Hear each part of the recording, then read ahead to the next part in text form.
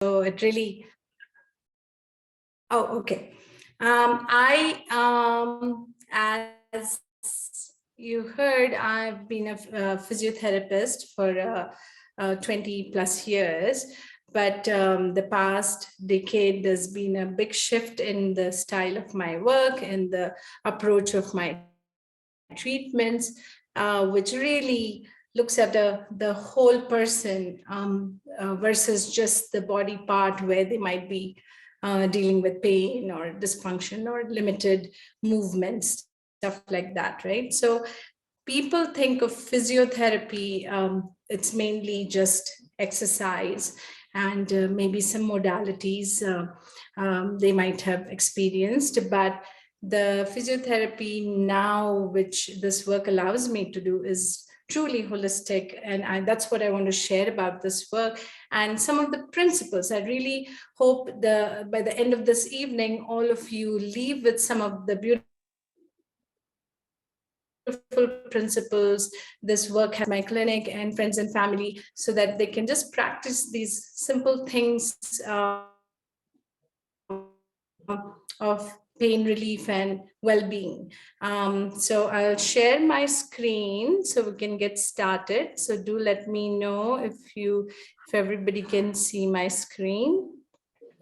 Sharing in a second.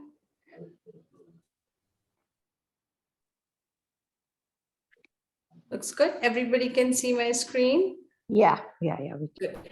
Okay, so I want to start this evening, just as I said, there's been a shift in my learning of how to approach a human body for healing and well-being. So I want to share my journey as a physiotherapist, which really in my journey, some of the things I learned, which has shaped my thinking. And I think it's very, some of these highlights really is something everybody should know as they are learning things about self-care, practices to help with the pain, the limitations in their body, or general healing and well-being, right? So in my physio journey as a physical therapy student, when I started, of course, it was very clear, I'm going to learn about human body. I want to learn about movement and exercise that will benefit all my patients. And it was very, very much talked about that, how movement was joints and muscles. So that was the start of my physio journey, right? Soon I realized it's also the movement in one part of our body can really help the whole body. So it's the beauty of movement is you could be just working a simple neck movement, and guess what? The whole body feels great after a few neck stretches. So this whole connection, our body is such a wonderful connected system that movement in one region can really create this holistic effect, not just at a physical level, but also in the mental state of things. So I'll talk. छोटो करिए रुचि मासी. So I think Jyoti, can you mute yourself, everyone? Swati, Swati, kindly mute everyone. There's Jyoti who has to mute. Everybody good? Should I move it? Okay, so another piece, so of course, there was a big emphasis on movement, but then soon I realized in my journey that guess what? There is also a huge space for rest when you're healing. So this concept of you have to just go walking, you have to keep moving, not always is the best thing when you're injured or when there's inflammation set in your body. So there's this beautiful space for rest. Your body needs rest, the right amount of rest, where things can just allow the body for recover, repair, all those wonderful things the body can do by itself, right? So that was very obvious that yes, we need movement, but we definitely need enough rest in our body, especially when we have injuries or like some imbalances happening in our body, right? This was an important one, that not all movements we do for our body are necessarily good. It has to be the right movement that we need. And that's where I think as a physical therapist, I started appreciating the body mechanics, the right movement done. That's how the body can benefit. And a simple example is, I see this all the time. People may have some shoulder issues and they're all sitting all rotated shoulders and trying to move their shoulder. That's not really helping my shoulder, versus if I'm sitting more upright, freed up shoulder, very mindfully moving the shoulder, it'll give so much more the right movement, right fluids moving from that space. So correct biomechanics, right movement is a lot more beneficial for our body than just aimless movement. So many people get injured. They say, oh, my knee is hurting. Maybe I need to go for a walk. And sometimes the walk worsens things. So yes, there is, you need to move it, but you need to find what are the right movements for that particular body, right? So that was one of the important realizations in my work. This was the most game changing in my career, because I was very much trained and focused about where the pain and symptoms are. That's where you put your attention, that's where you assess, that's where you treat, and you're trying to get the best out of the space where the person is feeling the pain. But not, in fact, most of the time, the pain could be sitting somewhere, but the problem could be sitting somewhere else. And that is what made me appreciate more and more that, oh yes, it makes sense. We are such a connected system. We could have imbalances happening as of now at a certain place, presenting with pain and inflammation. But there might be something rooted in my body which has created this problem, and that I need to question that and find the root of the problem. So that was a big shift, not always keeping your focus on the part of the body where the pain exists, because many times the problem is hidden somewhere else.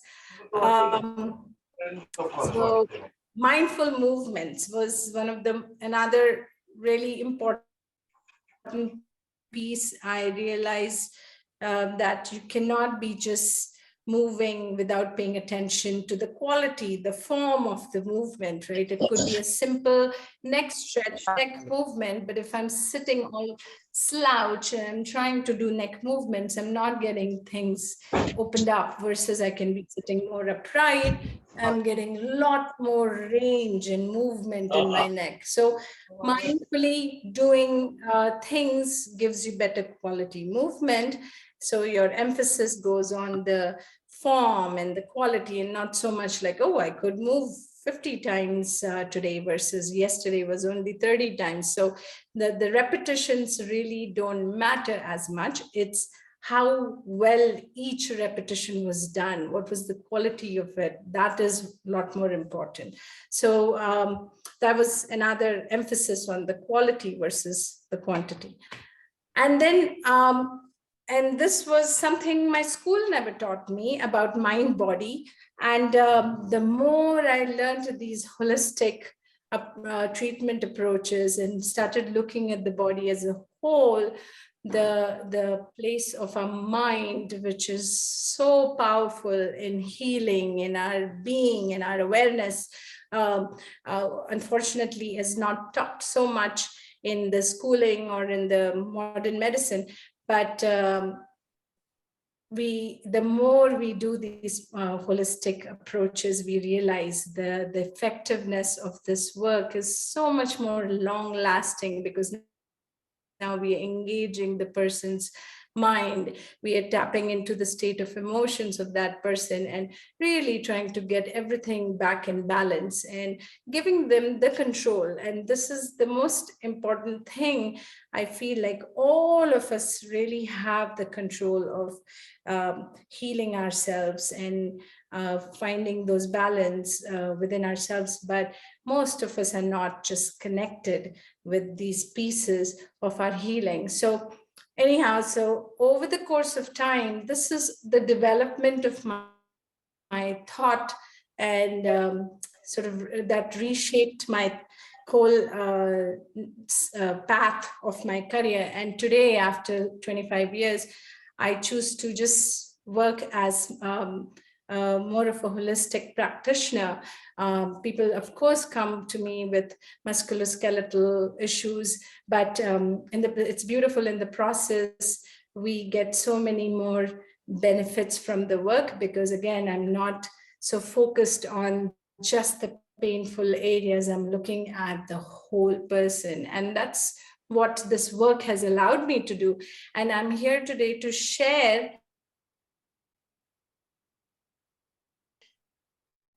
some of those tips, and all of you can bring into your lifestyle and benefit. And we'll practice today together. And hopefully by the end of the session, you'll leave with some of these wonderful tools, which you can practice for life, really.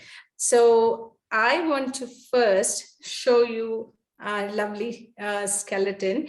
All of us are familiar that we have the skeletal system, but we also have so many other systems packed in this beautiful body, right? So just to give a little visual of how many things are sitting and interconnected in this body, I've created like a small clip video, which I'm going to play in a second. And just pay attention. Here we go. We have the bones, the muscles, and then we have the veins, the venous system, the arteries, the nerves, and then the lymphatic tree, the organs, lungs, more layers of muscles, and another layer of muscle, a lot of layers of muscles shaping the body.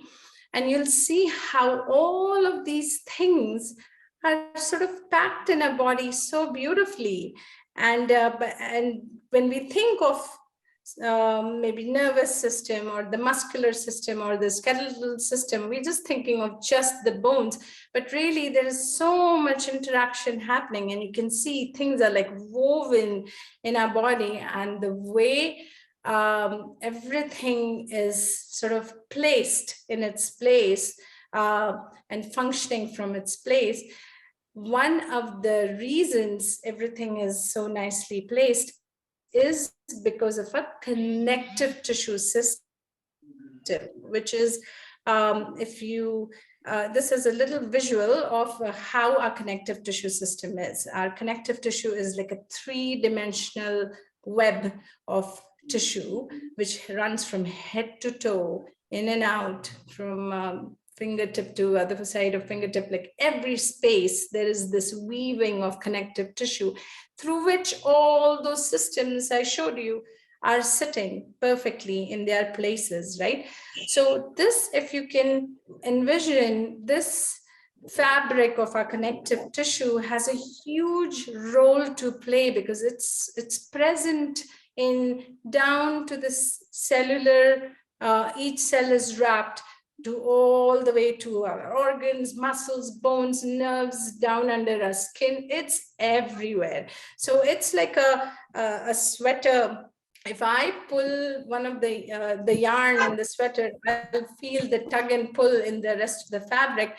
So you can imagine if you're connected head to toe, and if there is some kind of restrictions happening in this connective tissue system, it's tugging and pulling in different directions. So this is one of the pieces which more and more in the rehab world, we are paying attention to is the connective tissue system, because it has a huge role to play, how our body moves, how our body is supported, it's called fascia, the connective tissue web, and it helps us with the movement, the fluidity of our body. It helps us with the stability of our body. So it's constantly moving. There is a little picture on the right bottom. That's a real live fascia, magnified, of course, but you can see it's so hydrated. It's just like these sticky elastic bands which are moving in every possible direction.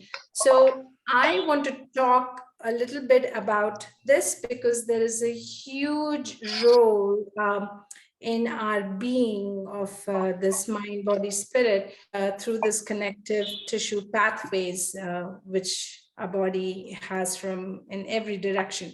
So keep this picture in mind, and we'll keep talking and referring to this quite a bit. So if you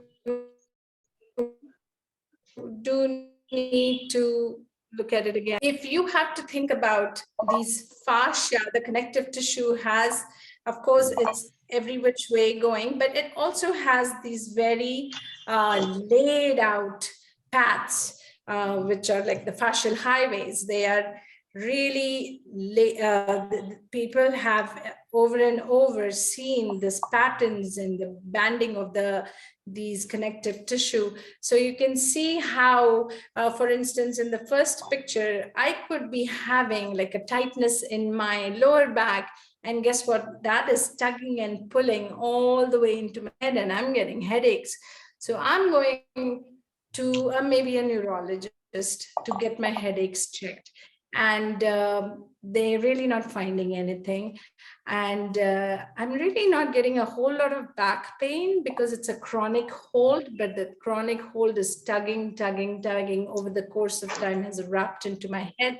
And those changes are creating the headaches. So many people are living with these pains through because of these imbalances in the connective tissue system, and are not getting diagnosed properly because none of these holes, the restrictions as we call it, show up on the x-rays or any of the diagnostics.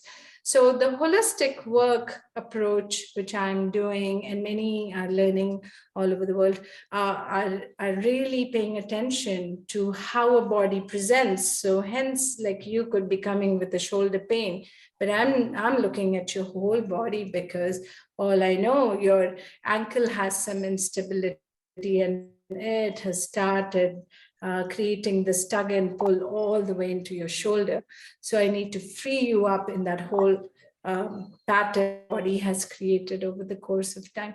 So that, having all this sort of in your mind, when I start teaching you some of your self-care techniques, this is something I want you to understand, the principle why I would teach you a few things in a little different way than the traditional physiotherapist or traditional exercises you might have come across. So that's why I'm talking about this connective, the fascia, how it presents, how the body has huge pattern of like tugs and pulls happening from head to toe. So we need to realize that, we need to find that within our body, be aware of that, and move the right way, what our body needs. Okay. So this is a perfect example. I could have like 4 patients coming for back pain, and everybody's fascial picture or would be totally different. Somebody could be having a tense upper back twist in their back, and the back is not happy. Somebody is having like a pelvic rotation, the back's not happy. Somebody has a pull coming from shoulder into the ribs, back's not happy. Everybody says it's my back pain, but the reasons, the root, the presentation could be uniquely different in everybody's body. So that emphasis on we are all has gone through a very unique story from the day we were conceived in a mom's womb. And we cannot just Google and find some exercises and just aimlessly do it for our problems, because you need to first understand some things about yourself, about your own body, and then move the right way to free up things. And that's what hopefully by the end of this session, you'll understand how to find those things within your body and attend to it in the right way. Okay. So why do we even pay attention so much to the fascia? Of course, because it creates restrictions and creates imbalances and causes pain.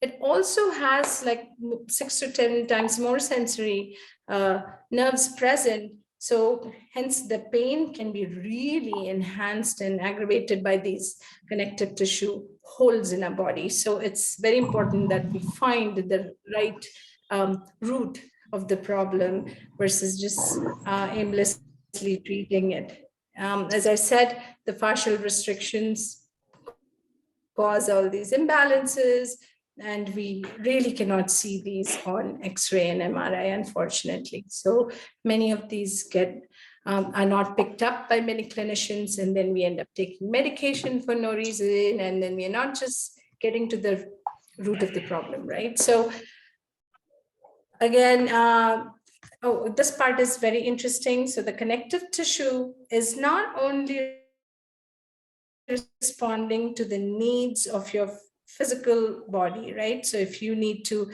create a stretch, the fascia would let go and open up, right? But if you feel some fear set in, it gives you this guarding feeling. You feel it inside your body. You kind of go into a little guarded hold. That's the doing of your connective tissue. Or if you need to be more stable, if like somebody even throws a fake punch, you might just become like very guarded, and again, like more, not a loose body, more like sort of a stiff body. That's again the doing of the fascia. So it's picking signals, not just from your physical body. It's picking signals from the state of your mind. It's picking signals from your state of your emotions. So it's constantly listening. It's constantly moving. And I have a little model here to depict how the fascia looks. It's getting a little blurred, but it's really three-dimensional fibers moving, and a healthy fascia is constantly moving and allowing either flexibility or like stability. But if you had a restriction, for instance, and I grab all this one part of it, it affects the movement in all the directions, right? So it's very interesting how you think that, all right, I'm exercising and I'm doing maybe yoga, I'm doing, and I'm maybe eating even well, but why isn't my back pain loosening up? It's just not getting any better. Guess what? There might be a huge component of your state of mind and emotion, which is like just grabbing that back. So you need to bring that peace in the healing, and so much of it you can do on your own. And we'll touch on that as we go ahead, and we'll practice it together today. So, okay, all of us, we don't like when we get pain in our body, but let me remind you, and this is something even I went through, that understanding of the place of pain in our being. Actually, pain is one of our best friend, because if we didn't have pain, we would abuse our bodies and not pay attention to our bodies. So pain is really the communication. It's our bodies telling us to slow down or rest or attend to the area that needs to be attended. So Jagdish needs to unmute. To mute, I mean. yeah, so we really need to start looking at pain more of like, oh, okay, I need to listen to what's going on versus getting anxious about pain. And that's a real important piece in healing. Listening to our body, what's it trying to tell you? Because how many times we are working at our computer, for instance, and we get this achiness kicking in our shoulder, and we just continue, right? We just say, I got a bad knot in my shoulder, and this continue with our work. Your body is asking, please take a break, give me a break. I'm just overloaded in this area. So you really need to look at pain in a different way, that it is it's almost, I tell many of these younger patients, think of it like it's like a little instant message. You love to check your notifications on the phone. This is something you should not ignore. You should really listen to this from your body and attend to it the best you can. And that's, again, we'll be talking about how to do it. I'm working, how do I really attend to my pain? Well, there are some things you can do to attend to that right there and then, before it becomes a bigger problem. So so your body is always trying to tell you to pay attention. Now, at a physical level, what are the main ways what are the reasons and causes of pain, right? So these are very common. We probably have an injury, or we just are a poor posture holding person, and over the course of time, we've created an imbalance, which is now the body has tried to compensate, and after a while, it's just not able to, and all this pain and inflammation sets in. Or we are just like overdoing, doing too much from one part of our body. Very commonly, the dominant hand, we end up using it too much. And then now in the world of device use, you really start feeling it. Or it could be a combination of everything. So we need to, when we do attend to pain, we need to bring these pieces in our self-care. And those are the things we'll be talking about again going forward. So remember, pain is really one of our most important signals we are getting from the body. So don't ignore it. Pay attention to it. It's only for your better. You're getting pain to remind you to take care of yourself. So so how do we attend to pain? So this is the part, I think it'll be wonderful if you start maybe thinking about your own aches and pains you're feeling, and then you can feel free to ask me at the end of the session, like, oh, how would I do this? How would I take care of this? Yeah, I think Ruchi, just 1 minute. I think I'll better make an announcement, because there seems to be a lot of background disturbance. okay. People have not muted themselves, and I've been sending messages, but there's been no muting from the side. Yeah, I can mute. I see that. Yeah, as a host, you can do the muting yourself for all the people who are not muting it. Okay, well, okay. Anyhow, yeah, so, okay, so let's talk about how do we attend to pain, right? All of us get pain, as I said, and we need to attend to it. Earlier, the better. So what do we do? What are the steps we take going forward, right? So here's, sorry, I think I might, yeah. Okay, I'm good. So one of the things is really stop and rest. And how often you could be just using your device, your phone, and you feel it in your wrist or you feel it in your neck, but it's so tempting to continue, right? So you just don't put that phone away. You can at least switch your hands. You can at least change the position. There are many ways you can give a little break to your body. You can take those mini breaks if you're really working. And how can you just break this cycle of overload? The pain sets in when a certain area of your body is just simply getting overloaded and it's saying, please give me a break. So your job is to just find ways to just take away that load and just give it that small period of just rest. So stop the activity you're doing and just simply rest. So we'll talk about that more in detail. You correct your posture. So if you have You could be looking at the phone, and I'm giving you simple examples for now, and we'll go a little further into more body, the whole body stuff. But you could be looking at your phone with your dangling head, and you feel that tension coming into your upper back, your neck. A simple fix is you can come out of that slouch posture, correct it, and correct the position. Like, why should the phone be at advantage? Like, why should I adjust to the phone? The phone should be placed where it's adjusting to me. So finding ways which are more beneficial. So in a corrected posture, how can you create the setup? And what is the correct posture? That is something we'll practice together. Doing counter movements. You have been too much sitting. Simple, right? Very common sense stuff, that you stand up, you move around.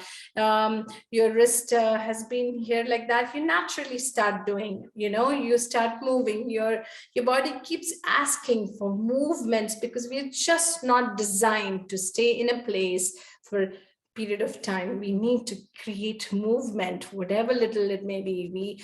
We're becoming more and more glued to our chairs, and we are not getting variety of movement in our body. So we consciously have to create that. So doing a lot of counter movements is very essential. And those, it could be just a few reps here and there, nothing like a long exercise routine, but sprinkled through the day makes a huge difference. So that's one thing. And then I'll teach you some self-tissue releases. So you feel all these tightness and tensions kicking in. How do you attend to that? Yes, I rested, I corrected my posture, but it's just still throbbing. It's not allowing me to continue with my work. So there are ways you can attend to it, and I'll talk about that. So one of the very common thing I see, unfortunately, it's happening more and more in younger. I'm getting younger patients coming, high school students coming with this forward neck posture, and pain going down into the arm and the upper back, the neck. Some kids are getting headaches. So all of us catch ourselves doing this quite a bit, right? It's just very easy to sit in this because you're just hanging on your spine. It's less muscle work. So hence people slouch. But now that the device is in the picture, you start putting your head forward because you're so involved in the device. So this forward head posture has become a big, if you look around in people's bodies, you'll see practically some degree of forward head posture everyone has. So we all need to come out of that now before it becomes more of a chronic hold, creating chronic problems. And it's unbelievable how a forward head posture, which tightens up the belt between the head and the neck, where all your important nerves and arteries are going into the brain, people start getting all sorts of complications. We have seen kids who have lost their energy, kids who are not able to focus because they are just compressing at the base of the head, and all that connection is just compromised. So we need to teach each other, practice to come out of this, and we'll do it again together. Okay, so I don't know where this, do you guys see this line on the screen? I don't know where it came from. I don't think I created it, but it's okay. So many of us have felt it, with the pain in the upper neck, upper back region. So I want to talk a little bit today with the emphasis on, like, okay, if you get pain from in this zone, how would you attend? You're working at your desk, you're doing, most of us are doing a lot of things at our laptops and at our PCs, and we need to figure out how can we work in a healthy way, that we don't create these restrictions, and which can become a bigger problem later on, right? So the first thing, again, as I said, stop and rest. How do I rest? I am working. If you get an option, it'll be fantastic. You'd really lie down and rest, right? And this is something, if you're at home, especially, just switch off. Like, even if you rest 5-10 minutes, you're really giving a good break to the whole system, and you'll just feel that shift happen in your body. And it could be as simple as laying on your back, on your side, on your stomach. These are all different ways to find a nice shutting down the system from all the strains it has accumulated. You can even just close your eyes and put your head down at your desk. That's enough rest. Just a few minutes, doesn't have to be very long, but these little things really make a difference. Or you can just simply be sitting in your chair and learn to soften. And this is a big piece, which every patient who comes to me, I teach, because we all need to learn how to physically create the softness within our body, because all of us have become tensed beings. We carry a lot of tension in different parts of our body.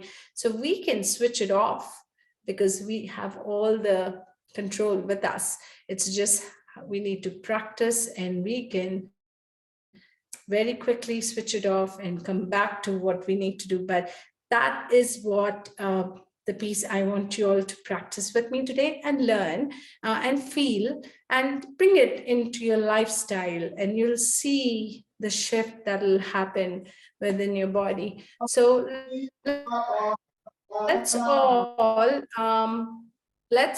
hopefully all of you are sitting in a chair. Is it, would you like to practice this with me a little bit? So I advise all of you, take a chair, sit in a chair, and let's talk about what is the right way to sit. Once you learn this simple technique, it'll really sorry, help you. Here we go. I think I hear, I muted that person. I think I could hear somebody talking. Is that good? Yeah. Okay. So if all of you are in a chair, please work with me, because it'll be wonderful if you learn this little bit about your body. It'll really help you. You can teach it to people. So this is a model of pelvis. You all can see, right? This is the big pelvis we sit on, right? If I show you the base, these are the two bones of the pelvis. And those are the bones, in layman terms, they call it the sits bone. We are supposed to sit on the sits bone. So all of you, if you can, sitting on a chair, whichever chair, preferably a nice firm chair where you can feel your bones. I want you to just sort of connect with your body and feel where these bones are. So one easy way to feel them is, first you just slouch. You go into a slouch and rock your bottom. I hope people are doing this with me. Because it's very important to find your center, because your center might be different than mine. And it's very important to find the right position for your pelvis. Nobody can hold a good posture unless the pelvis, the base, is not placed properly, right? So rock yourself, and you kind of feel your fleshy bottom, and then as you straighten up and keep moving, you might feel those two bones digging into the chair, okay? And if you do too much of straightening, you might lose those two bones, because now the pelvis is tipped this way and the bones are pointing back. I want to be in a place where the pelvis is centered, sitting on the chair, and the sits bone are firmly placed on the surface where you're sitting. So hopefully all of you, I cannot see anybody, but I'm really hoping you learned this bit today and find out what is your center. So your feet are, like the picture shows, the feet are on the floor, resting. Your arms are on the lap. You're just moving around a little bit, especially rocking your pelvis forward. You're slouching and straightening, slouching and straightening. And you'll feel a point where the two bones are digging into the seat of your chair. And that is your center. This is where your pelvis should be sitting. And then from there, if you can, think about like a little lift you creating, vertical lift in your body. So now you're kind of decompressing your spine. All day we are compressed. We are just like compressed beings, right? So we want to create that nice lift to decompress our spine.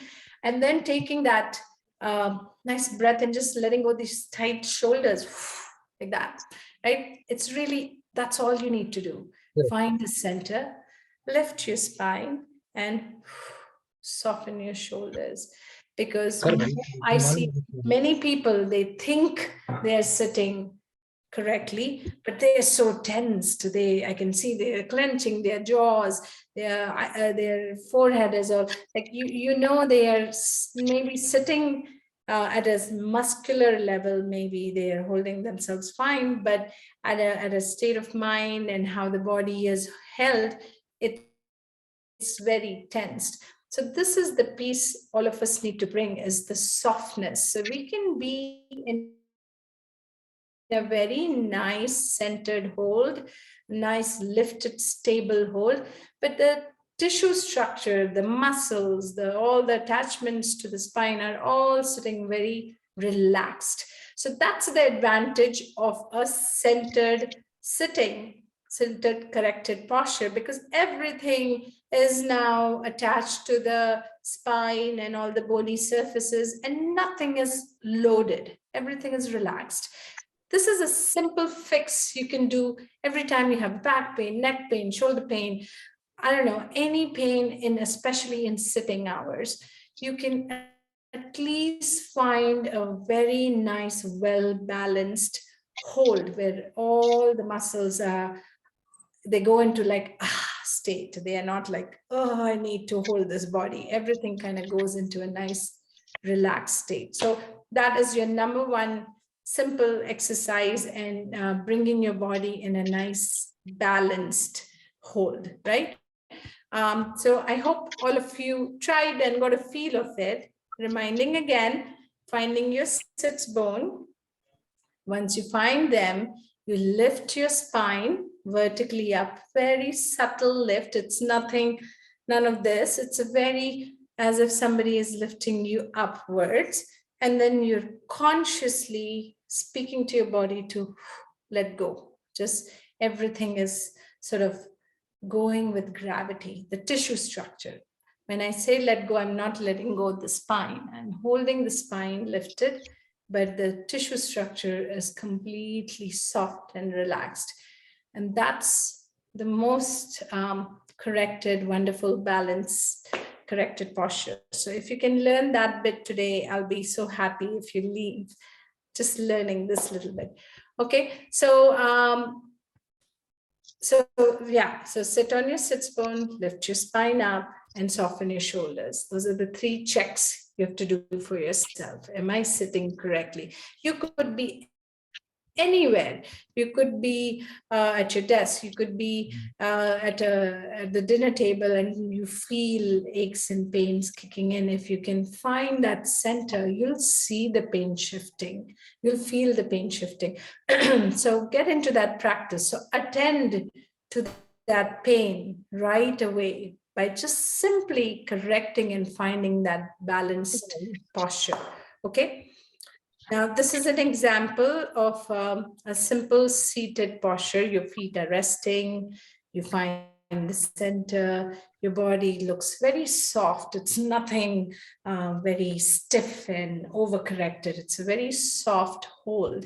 And you're just letting the tissue structures sort of melt and soften.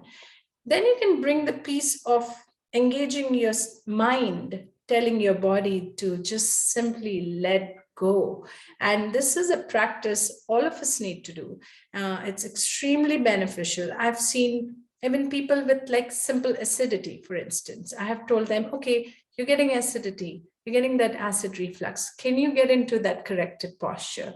Sit in a nice hold and work on that conscious softening of your body. So all that tense structures maybe around your ribs, which are grabbing, they need to soften. And as things soften, guess what? The food, the fluids, everything mobilizes effortlessly. Okay, so the organs work effortlessly. So you really need to train yourself to find ways that work for you. Some people like putting on music, some people like to cut down lights. I say keep practicing in every different environment and setting, because you should get so good at this that you can switch on this softening in a corrected posture anywhere, in a basic chair like she's sitting. You don't need an ergonomic chair. You could be on a wooden bench. You could be even sitting on the floor for that matter, in an Indian cross-leg sitting, but you bring in that softness in your system with a nice lifted spine.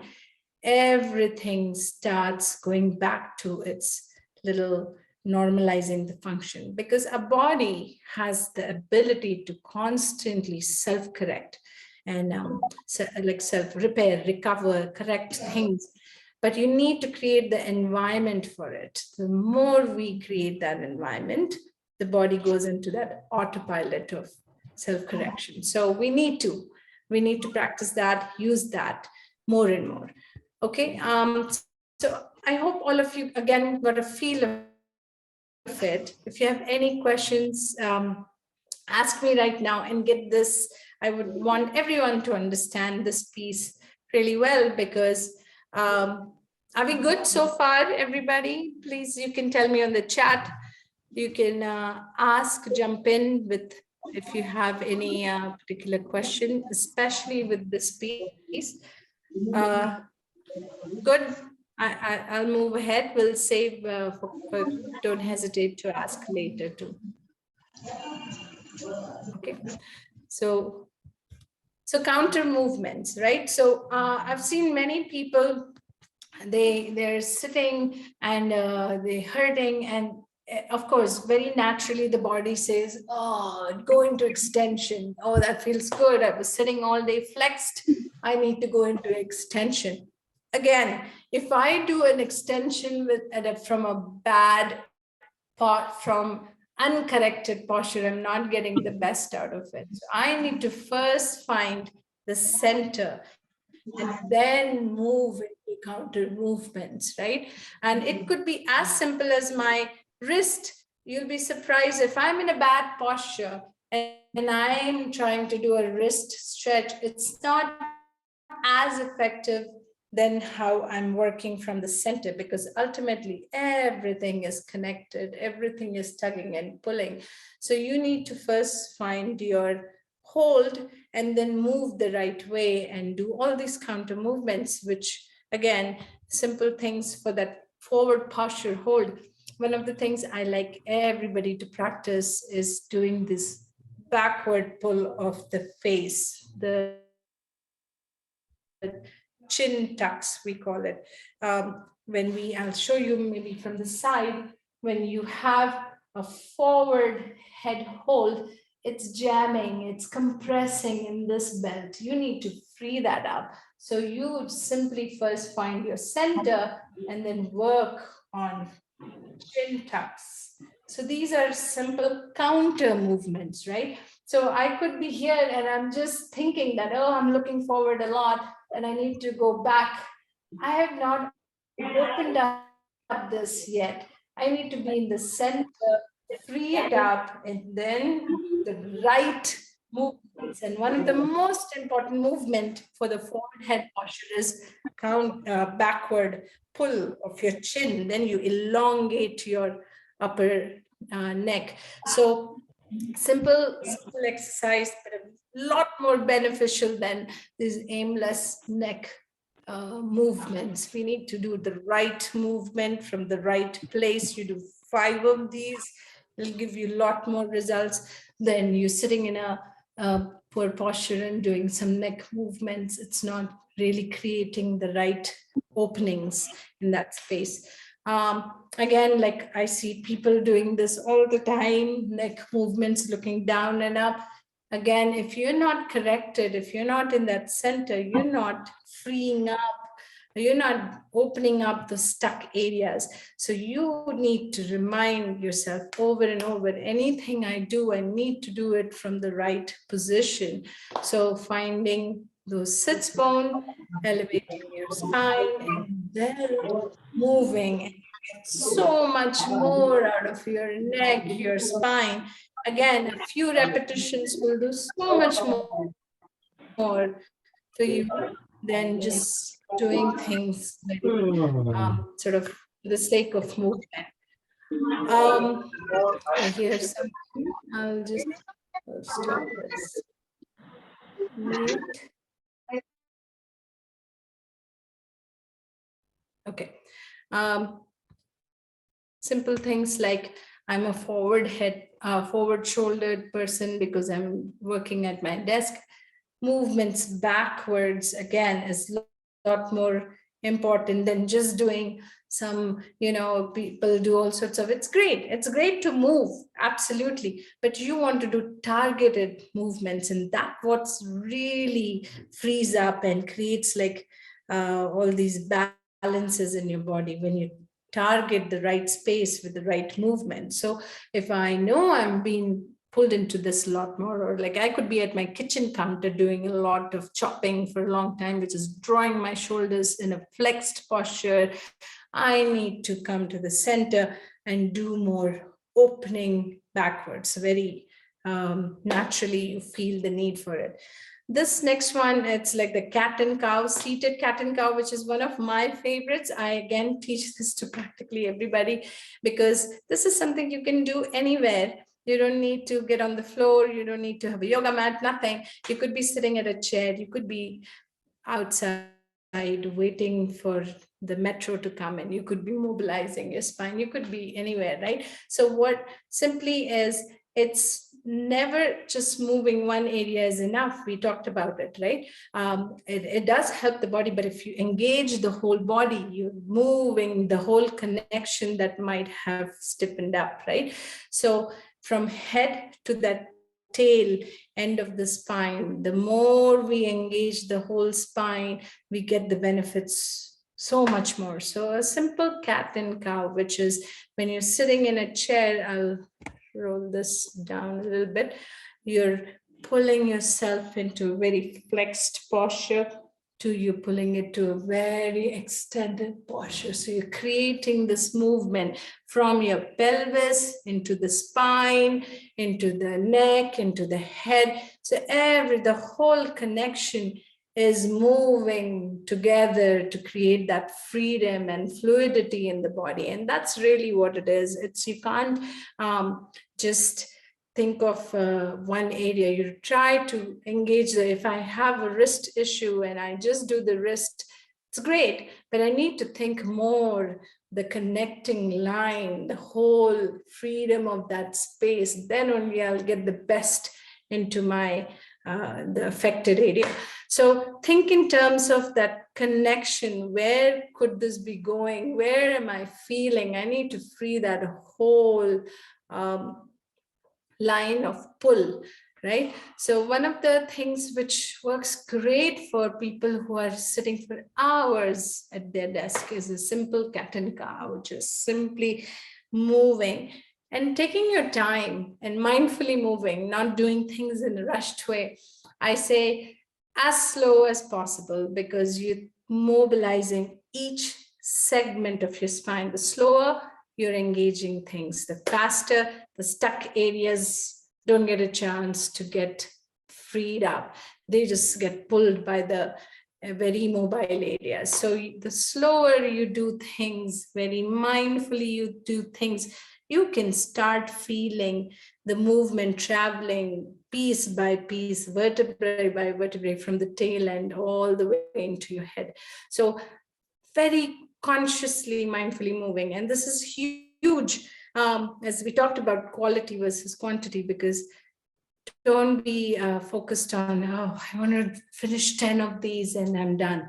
It's really not that. Are you doing it right? Are you freeing those stuck places? And it could be different for you and different for me. So I need to tune in with my body and find those stuck, sticky spots and try to free it, so that really staying connected with your body really helps. And you'll be, the more you feel it, your body guides you, and you'll see your movement will change. It could be as simple as you'll be stretching your neck, and you say, oh, this is a place I feel the need to open. So, well, stay there and breathe for a little bit, and then go and scan what feels right for you, because all of us are different. The tugs and pulls on everybody's bodies are different. Another thing, if you can create that whole body lengthening, just laying on the floor, you think of the arms pulling in one direction and the feet going in one direction, and you create that lengthening, the decompression you create, not just in spine, but in the whole tissue structure. It gets that nice tug and pull, a very conscious lengthening you can create. So all these are wonderful ways to create freedom in that fascia, the connective tissue fabric we talked earlier, because the more we keep that fabric freed up and open, things are happy, or everything is like, oh, I'm just not trapped anymore. I can move, I can function. So I've seen so many times when we free up the whole fascial space, a muscle strength comes back. I haven't even started strengthening on that person, but the muscle now is in a nice optimal length. It's in an optimal space, and its tissue memory is so strong, it's kicking in. The strength has come back, while I've not even done any strengthening exercise. So that's the piece we really emphasize on, is freedom of space in the body is extremely important. We cannot be, if we don't pay attention to that, you could have these tugs and pull, and you could be hitting the gym every day. Guess what? You're strengthening those tugs and pulls even more, because you've not freed up your body. So, I mean, I encourage yoga. Yoga is great for that, because it puts you through a variety of movement, and it's, at some angle, you would open up some things. But some restrictions are so strong that you really have to get in. That's when you seek for professional help, where they can actually get into that space and free up things for you. But the variety of movement, very intentional movement, makes a huge difference in our body. Okay, so tissue releases. All of us know, oh, a little stretching feels great, right? And it does. But when you do a stretching the way I'm going to teach you today, it gives you a little better results, because now we're looking at the human tissue has like elastin and collagen, and the elastin has this ability to move very quickly, hence the name, right? Elastin. And collagen is the one which really holds us down. So they've found with tissue work more and more that when we hold the stretches at the right point for a longer period of time, you allow that collagen to soften up, open up, and then allow it to realign to its original hold. But it's work of patience, because all of us are taught to do stretches quick, but we really have to shift that style to just finding, and I'll give you a simple example of stretching this finger, for instance.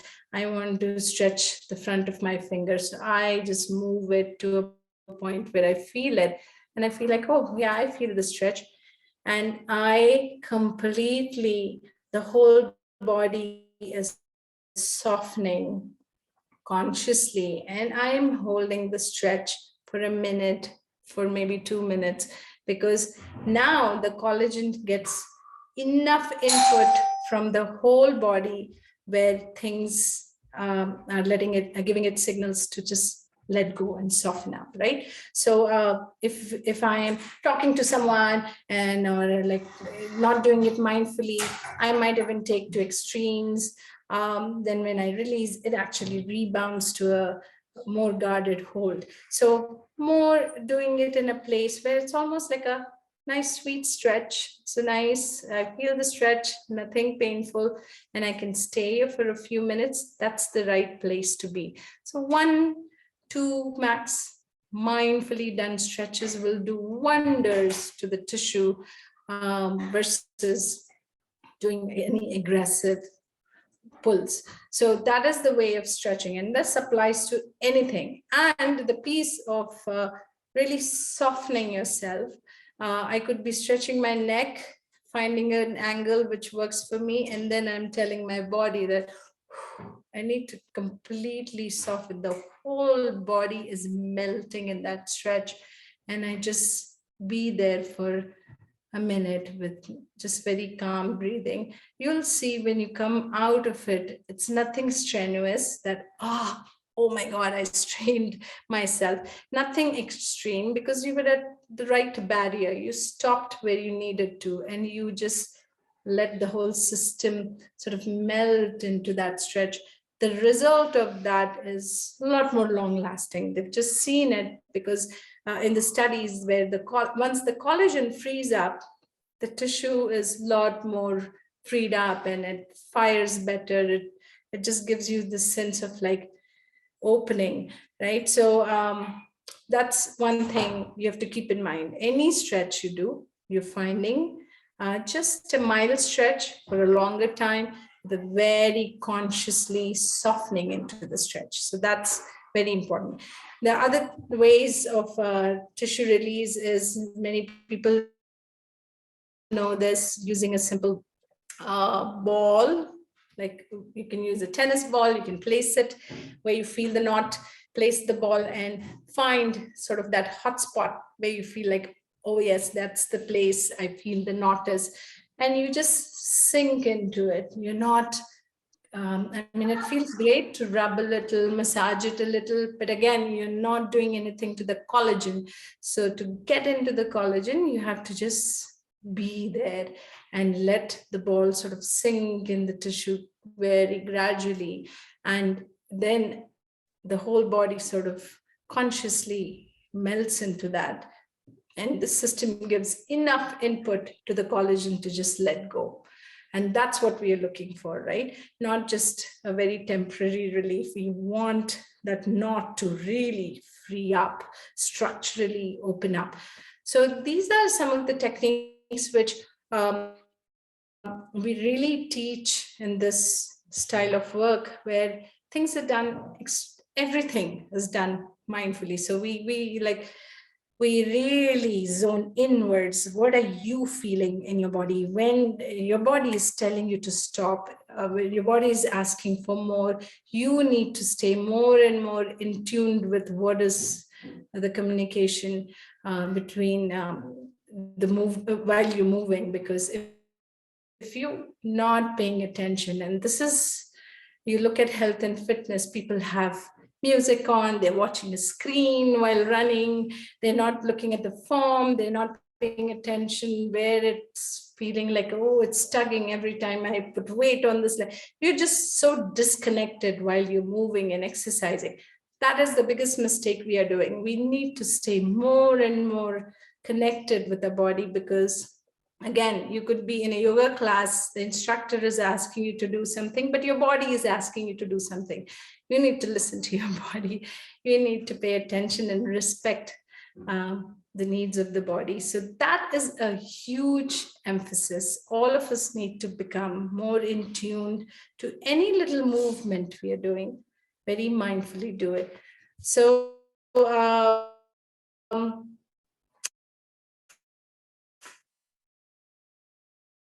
again, sort of going over this, I cannot tell you enough, where I've had patients who have told me, oh, you taught me the softening, and you know what, I not only feel great doing this every now and then at my desk, but I just feel like I don't get aggravated as much in those meetings at work, or even at work, at home. I'm just able to even soften through those.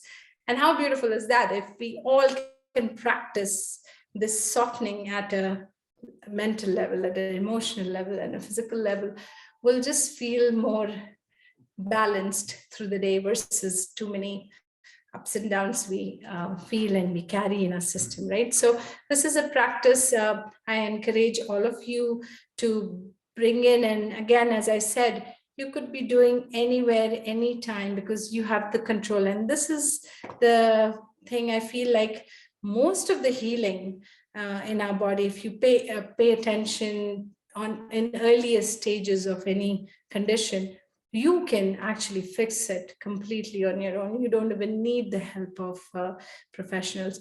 But it's really later when things get chronic, that's when you seek help. And by then it's a little late, but of course we can attend to it. But why not have that ability to self-correct and pay attention, right? So let's get more in tune with what signals we are getting from our body. So increase your body awareness. Be very aware of like, how am I sitting? How am I holding myself? What feels good? What doesn't feel good? Things like that. The more you learn about your body, the more you'll be able to sort of self-correct and find things for yourself. But you need to sort of pay attention, because you cannot just aimlessly follow somebody, because their body story is different than yours. So just be aware of what your body is asking for. Listening to your body. I've had patients who are like, oh, I was in the gym, I was doing this, and I knew I should have not done that last set of lifts. And that's when I felt a pop in my back. Well, if you got that message and you could have stopped right then, you could have saved an injury. But how many times we push ourselves to do a little more, even though intuitively, like there's a gut feeling that maybe this is not right. So just listen to it, because it's all the time right. Your body's telling you, I know what's right for you. So listen to it. Don't be so harsh on yourself. So learn to soften physically, mentally, emotionally. The effects of this on your well-being it's huge, and you'll see some of not just the changes happening physically, as I said, and mentally, but there's systemic things which start shifting. People tell me, oh, I breathe better, I sleep better, my digestion is better, my acidity has gone down. I'm not giving them any medication. They'd be just practicing a lot of these things, and they're just bringing into their lifestyle. They're self-healing. They are doing it for themselves. I'm just teaching them some of these tools. So the more you practice, you'll see all these wonderful things happening, and you just wake up better and you feel better the rest of the day. And yes, any little movement, I mean, don't get too stressed about have you finished your 10,000 steps in that day. I feel whatever movement you're doing, just do it more mindfully, more joyfully. It really has a better impact on your body. So just engage that piece, bring it more and more in your lifestyle. So that's really it. And this is one message I think all of you should, one takeaway if I would want you to take is to really heal anything in our body. One has to feel. You cannot be so disconnected with your system. You have to feel all aspects of it. How does this pain make me feel emotionally? How is this pain bringing down my energy levels or whatever? How is it changing me as a person? Whatever it is, all aspects of it, you have to first feel it, to recognize it, to embrace it, and then work on it, right? So most of us are so disconnected from that connection of feeling is lost. And I know we are very distracted, living in with so many distractions around it. So the more we can disconnect from those distractions and really connect with our system, we'll do so much good. We'll self-heal ourselves, and we won't need so many doctor visits or physiotherapy visits. So I'm really hoping this resonates with many of you, and you take that piece with you and bring it in your life as start today, and you'll see it gets easier and easier as the more consciously you practice. Okay, that's really it. I wish you all a very healthy life, and wonderful every day brings you more good feeling of well-being and this a healthy feeling. So hopefully these little practices will add to your efforts towards wellness and well-being. So I'm open to questions now.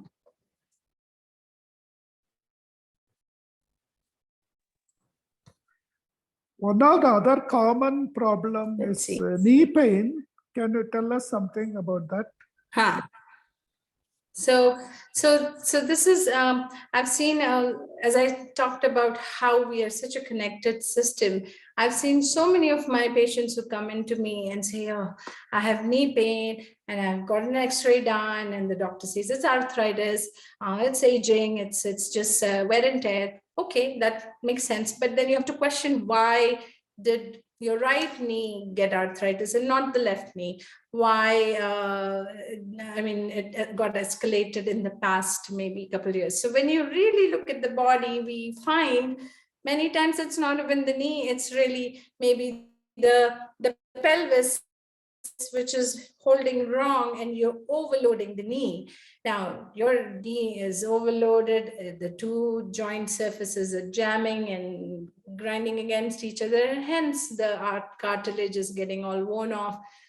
Many doctors will say, well, you just replace the knee joint and get this brand new knee, and you'll feel good. Yes, you've taken the inflamed and irritated part of the knee joint, but really not solved the problem which caused that overloading. So many people even get knee replacements, yet they're getting problems some other parts of the body because that mechanics, that connection has not been solved.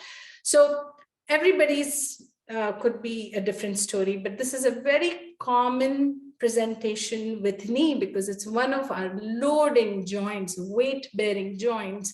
And if it's loaded on a everyday basis, you have to question, why is it this knee not just sitting right, or it's so inflamed and swollen all the time?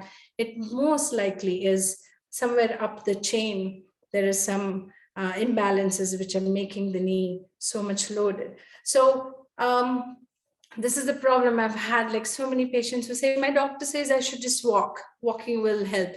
And then I look at them walking, and they're walking in that imbalanced way, in fact, loading with every step, they're loading. So here goes, you're moving, but really not the right movement for your inflamed knee. So we need to question, how can we first balance off the forces, then move the knee the right way, and then create demands of walking for long distances and like that.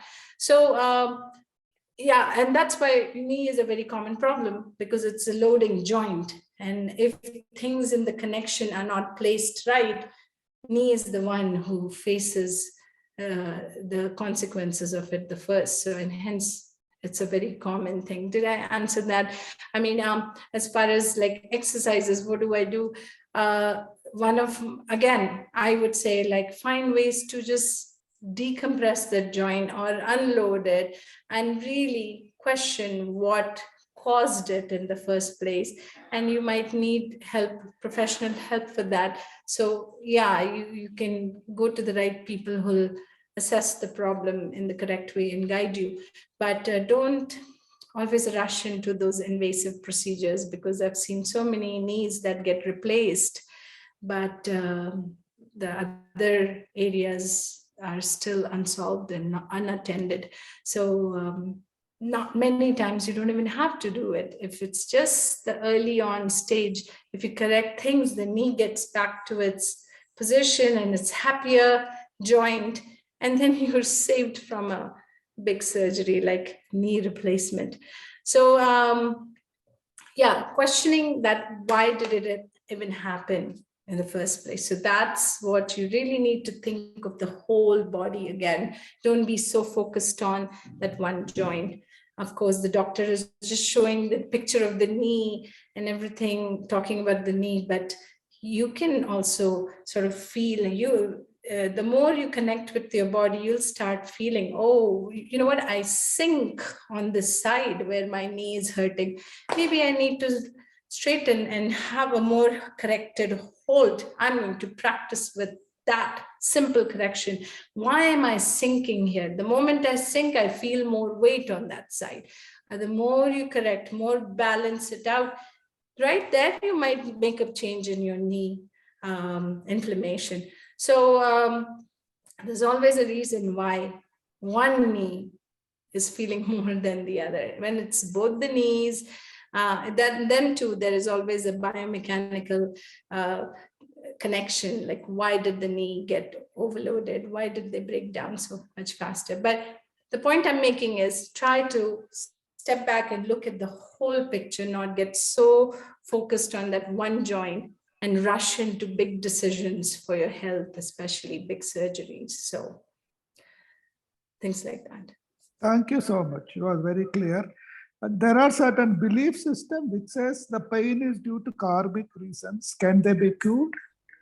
Pain due to? There is a belief system that certain pains are caused due to karmic reasons. Karmic reasons. So can they be cured? How do you assess? So there is, even in our work, actually, there is a lot of talk about how much we are carrying from a past birth, carrying from our, our doings and all. So that could be translated as karma. There are many zones of our body where we hold stresses, and it keeps accumulating. Because of our mainly emotional stresses. I wouldn't say like I've done the study of the karmic. It's a little out of my scope, but I have seen patterns in people where people hold their stress in different areas. I could be working in some part of like a deep tissue release in somebody's abdomen, for instance, and suddenly they get like a flash of a memory which has sort of left a trauma on them. I didn't talk about it. We didn't talk anything. The person wasn't listening. Thinking, yet there's something that's at some subconscious level, things happen. So there is definitely there's so many things which have not been very clearly stated, but I see it on my treatment table happening so many times, which makes me believe more and more that all of us are holding things in this fascial, this connective tissue fabric in different places at different depths. And when we start sinking into some places, those kind of surface, and it's only very good because once we process, those things get released out of the system and eases the hold within the system. So is it from the karmic? Is there a big correlation? I cannot tell you that, but I can tell you people hold things which they're not even aware of in their body in different places. So the more you get, again, in tuned with your body, and you go even to the level of like, okay, how is this pain making me feel emotionally? Oh, it's making me very angry. And you question that again and again, what is it? You'll see there's like a process that happens, and then you might come out of it and suddenly your pain shifts at a physical level. So there's this beautiful relation in our body of where we are emotionally, where we are at our state of mind, and of course our physical patterns. So that's all I can say from my side. Thank you. It was very, very definitely revealing and provided clarity. Thank you. Thank you. Anybody else, please don't hesitate to ask. I love hearing. Questions? Yes. Yeah. Please ask any question you'd like to. Yeah, I'd like to ask one more question. You told us about the seating on the chair, working on the chair. But supposing you're sitting on the sofa, is it advisable to sit on the sofa, or we shouldn't be sitting after? Yeah, I mean, definitely not those cushy sofas where you just sink in and have no control on your bottom, right? Like it just goes, you get buried in those. Yeah, I mean, there are sofas all types, but if you have to pick furnitures, definitely go for firmer seatings because it holds you better.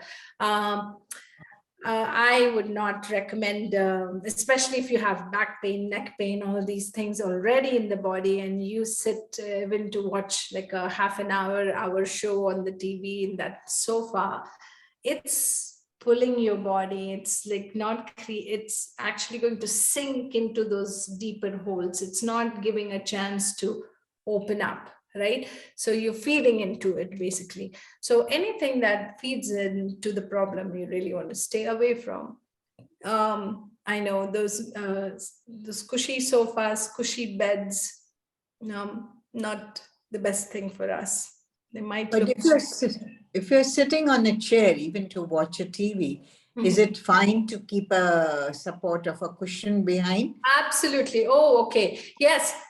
If you're in somebody's house and you don't have an option to pick your chair, yes, you of course sit on a sofa for whatever time, but you get smart about how you hold and then use supports. If there are cushions lying around you. So the way I tell people is first find your center, find where you feel very balanced, and then add the support. Don't just shove something back and kind of adjust to it. No, it should be the support adjust to your curves and contours of your body, right? So I've seen people using fancy ergonomic chairs, but they're like adjusting to the curve of the chair. It shouldn't be that. They should be where they need to be, and the curve of the chair should come and support them, right? So you can use anything. You can use rolled up towels, you can use cushion, you can use, I've used my own like a bag, I put it behind, like whatever that helps you stay in a better posture. So yes, you can definitely use supports. Thank you. Thank you. Ma'am, thank you so much. You were mentioning about this acid reflux and acidity. Yeah. So that point that you find, is it before food, after food, or like generally every day you do and it gets sorted it out? So, I mean, again, everybody's bodies are different, but I say, maybe you start with just holding yourself in a better place from the start of the day, whenever you can think of, right? Eating hours, definitely. Post-eating hours, even more, for things to get mobilized better, right? It could be many deeper holes in your body which need to be attended to, but just by correcting your posture and consciously softening your system, you'll be surprised so many of those holes get a little softer and allow for like better breath, better movement of fluids and food and everything. So is there like a particular time and so many, so how many times a day?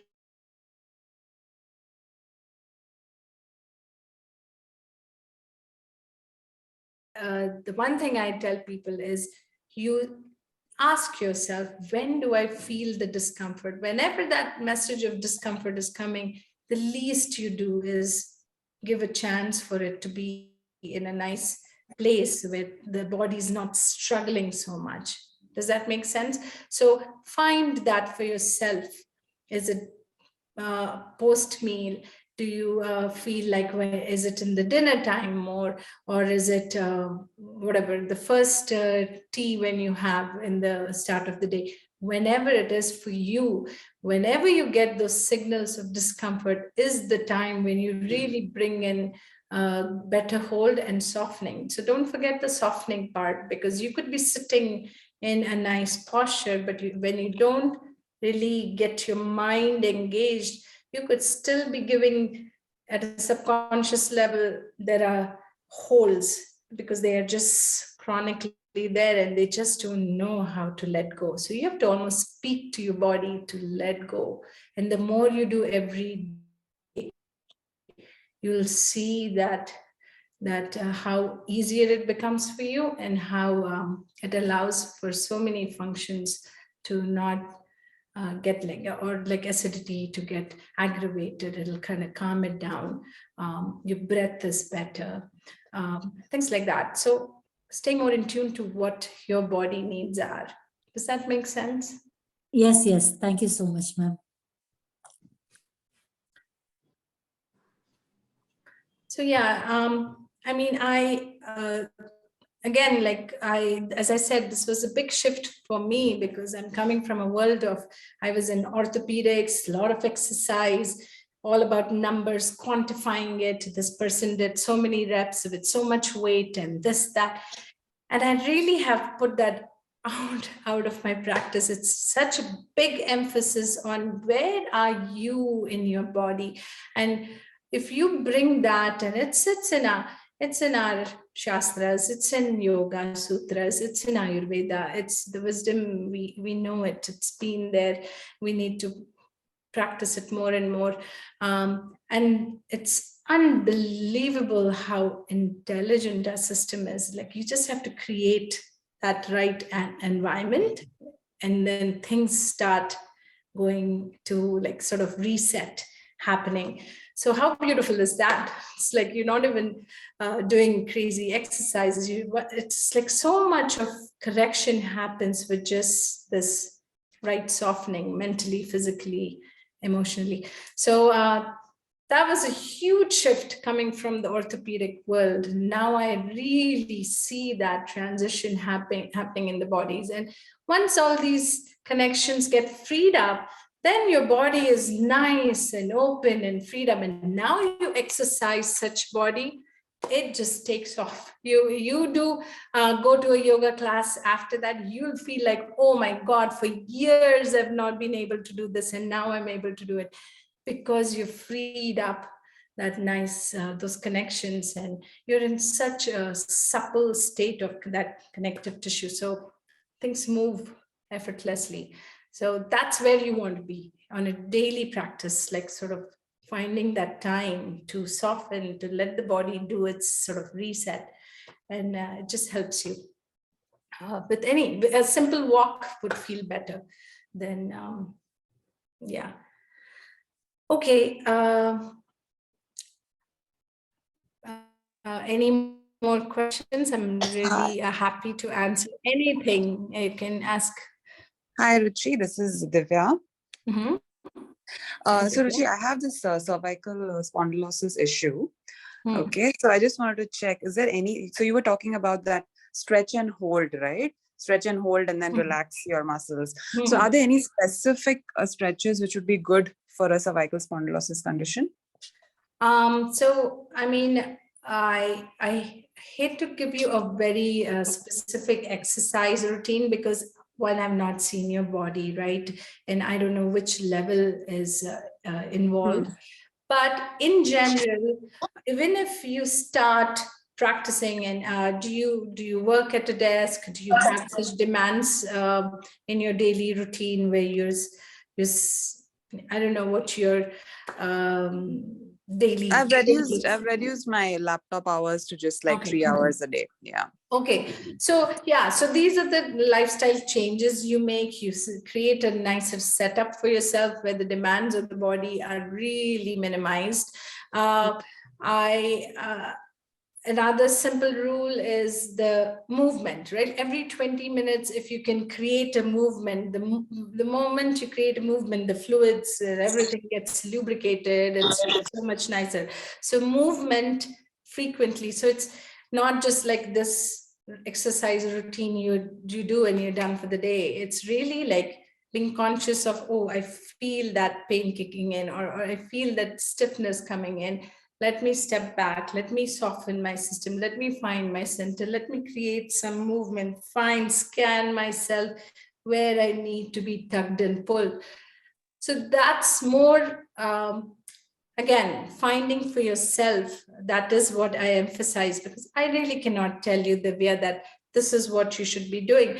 Yes, some of the things, like most of us when working at a desk, get pulled forward, we have that forward head, hence that's why I said practice more of the backward hold, pull the shoulders back, sometimes like just simple arm stretches, freeing up all the tension you create by working with the arms. Those are wonderful for this whole complex, right? Some nice deep breaths. You'll be surprised when you engage the right way of breathing, which is called diaphragmatic breathing. You create more air into the lower lungs. That actually eases so much of the tension in your neck and shoulder space. You could benefit from that too. So there are all these things you have to bring into your lifestyle. So let it be sort of like as needed, you respond to it, right? And you'll be surprised as you do this more and more and sort of connect, taking few minutes, just going, feeling like, what do I need to do? Initially, it might feel like, okay, what am I supposed to do? Who am I talking to and all that? But the more you connect with your body, it'll guide you. You'll feel like stretching one day. You'll feel like getting up and moving. You'll feel like just taking some nice deep breaths. So all these things can have a very good healing effect. But if the spondyle, I don't know what level it's engaged, how much, what's the degree of it, then we'll have to, of course, if that's the case, if you're dealing with it for a long time, then there might be some patterns, compensatory patterns your body has gone into to support that area. So then we have to have like very targeted movements for your particular body, right? Understood. So unless I don't see you in your hold, it's hard for me to say what you should be doing. But Understood. at least start with those principles, what we talked about. Thank you. Thank you so much. I see some questions on the chat. I wasn't paying much attention to these, but yeah, somebody started talking. Is there anything else? How are we doing time-wise? I think people want your phone number and how to contact you. So maybe if you could spell it, just call it out, people would take a note, or you could type it out in the chat also. Yes, I can type it on the chat. Again, this was a great opportunity. I really thank Aparna ji from your society who has suggested I should talk, and I always enjoy sharing these things which I've picked up over the years with everybody. So I'm not here to really promote my clinic, but I'm happy to help anybody who needs that professional evaluation and consultation. So here's my practice. I'm based in Malleshwaram on 17th Cross. So Ojas Physiotherapy and Wellness, it's called. A landmark is there's a post office on 17th Cross. I'm right above the post office. The number to call 632-006527. So you can use this number to call me, or better WhatsApp communicate. So I can always get back when if I'm not able to pick up the call. So just making sure I have the right number. Yeah. Can we have another session about acidity, indigestion, gastric issues, please? Yes, there are a lot of these self-care things very targeted to area specific, right? So for all these, much emphasis is given to the rib cage, the respiratory diaphragm that sits under the rib cage. It's like a dome shape hold of that respiratory diaphragm. So how do we engage it with each breath, how to soften it consciously.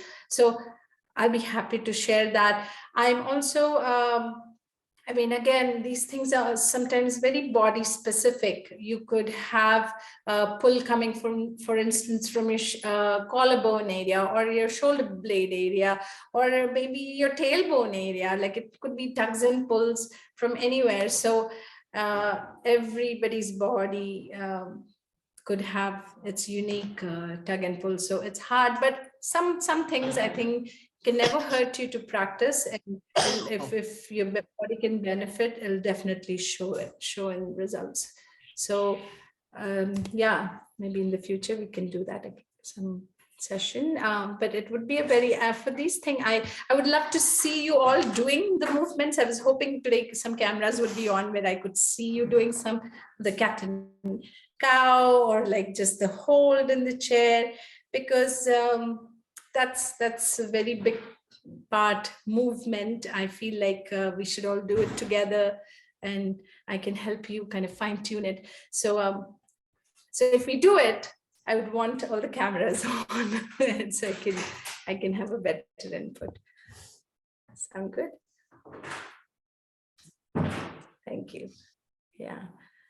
Thank you so much. It was really so interesting, so informative, and we will practice whatever you have taught us.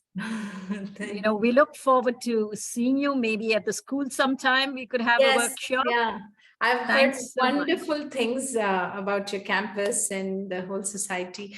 So it's just a little ways for me, but I'd love we to. have come to the end of our program. Yeah. And I request Malati to kindly propose a vote of thanks. Over to you, Malati.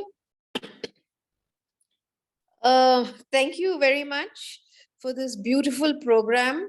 And I think we learned a lot also, many things about which we hardly knew anything about. And most of the people have, I think, attended this with a great deal of enthusiasm. And I am very happy that it was not only interesting, but highly informative. So I would like to thank you very much. And we would like to hear more of this and more, maybe many more other related topics later on when we do have a weekend program or something like that at the school. And on behalf of the school, as well as the back, I'd like to thank all of you as the participants, as well as the speaker who made the evening very, very informative, as well as a very wonderfully spent time kind of evening. And thank you so much. And thank you even to the back office people who helped us, like Swati. And I'm sure every participant here has also been very, very thankful about what they learned today. So thank you very much, Ruchi. Hoping to see you again. And shall I conclude with Loka Samasta, Sajani? Yes, please. The Loka Samasta, Yeah. please. Yeah. Loka Samasta Sukhino Bhavantu. Loka Samasta